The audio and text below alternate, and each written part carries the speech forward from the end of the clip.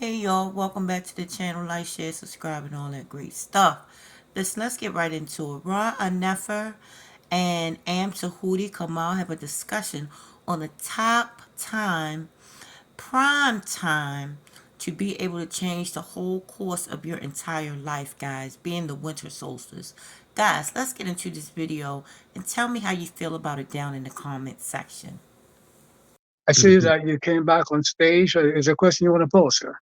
Oh no, yeah, I was just going to ask you because nowadays people don't even make resolutions so much. They just kind of wish each other for a happy new year, or they might make business plans like I want to accomplish this or I want to accomplish that.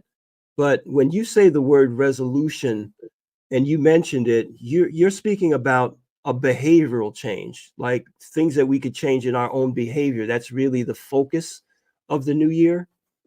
That's correct. And you cannot change your behavior. You cannot, energize your mind and your psyche to be successful.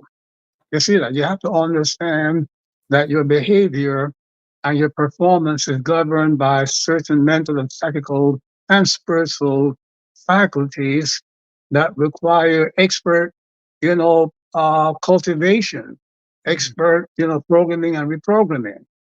So you just cannot wish each other. The word wish goes to wash, wishy washy kind of a thing here. So we just cannot wish people a better year. You see that we have to involve ourselves in meditations that impact the psyche, the mind, and the spirit to bring about the proper changes.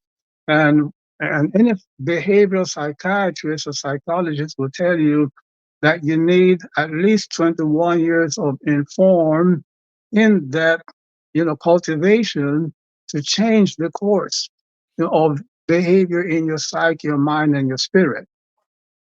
You see, and it's unfortunate because people really believe that these New Year's resolutions, are really a thing.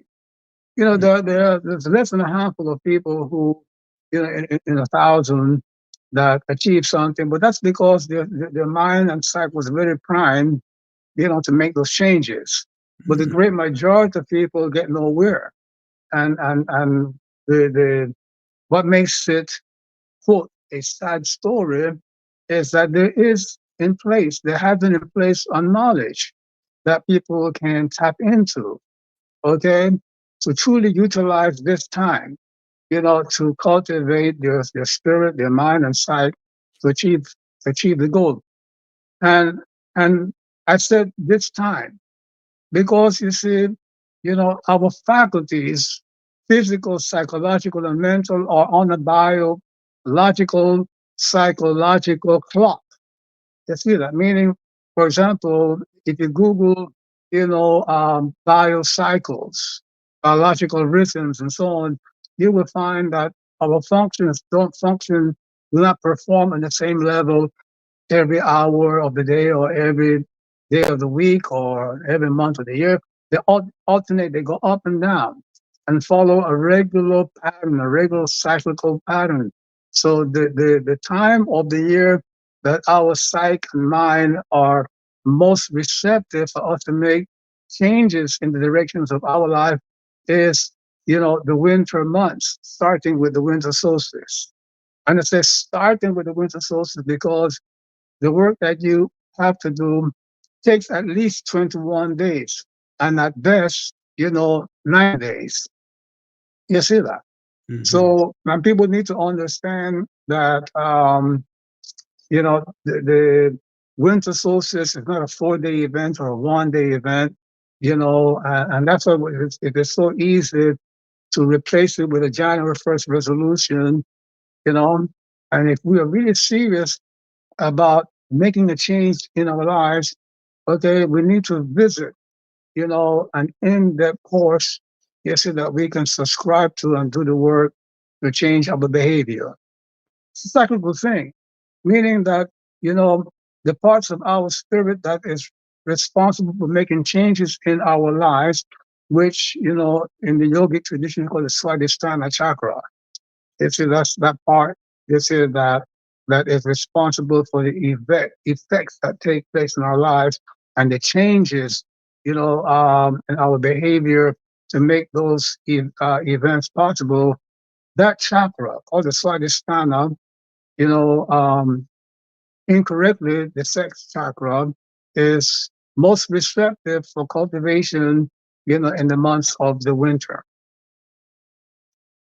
So I'd like to go a little deeper into, the Chinese, the Taoist, you know, um, you know, insight into these changes. For example, the winter months, up until, the beginning of February, from November to February, beginning of February, corresponds to, the meridians, the acupuncture meridian energy channels, and psychical organs, okay, that are responsible for our behavior, our self identity.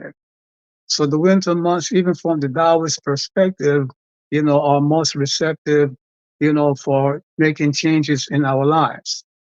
The 3 months, from February, March, and April correspond to, respectively to the tiger, the rabbit, and the dragon.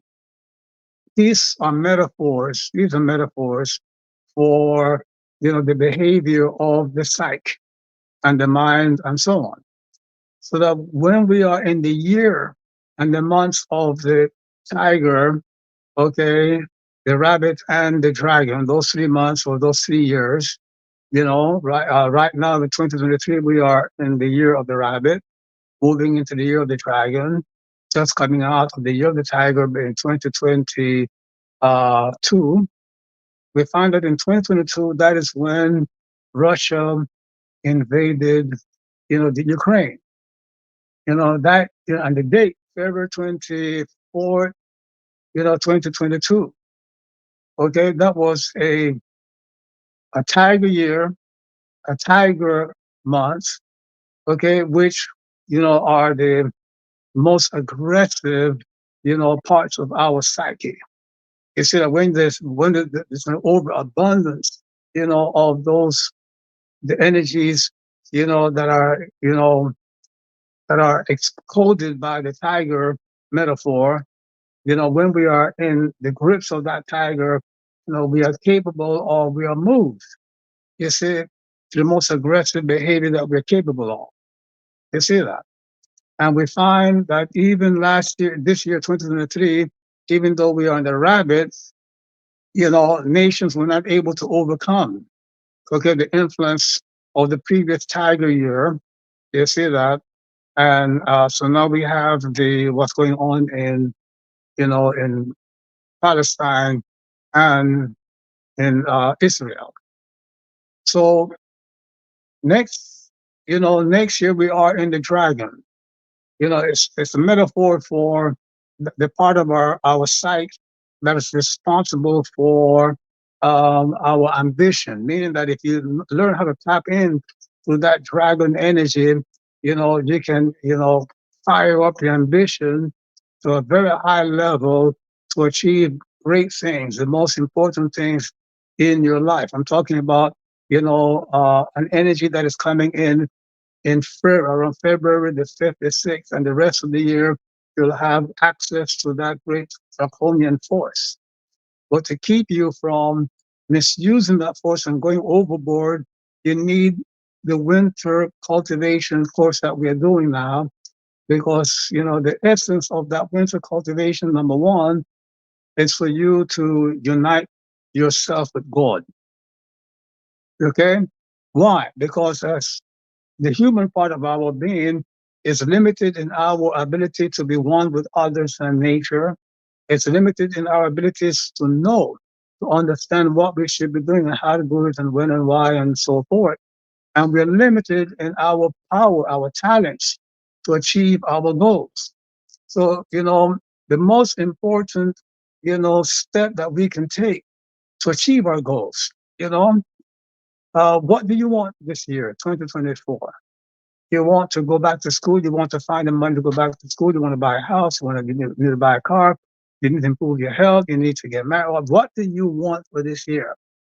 Okay, if you're limited to your human talents, okay, you are really, behind the eight ball, as they say.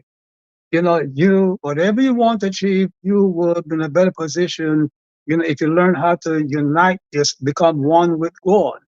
Yoga means to yoke, to unite. And the one when you understand yoga teachings in the proper way, it's not the asanas and the breathing techniques. It's the philosophy that goes with those asanas and those breathing techniques and so forth to achieve yoga or yoking or union with God. So, but you got to understand that the faculties that will enable you to unite with God are most active in the winter months. You see that? Okay, the months of December. I'm sorry, with November, December, and January. Starting especially with December the 21st until March the 30th. So, if you know how to cultivate that part of your spirit and the Sadhisthana chakra, you see, then you will be able to impact the part of your being that has the greatest say, you see that, in your ability to achieve your goal.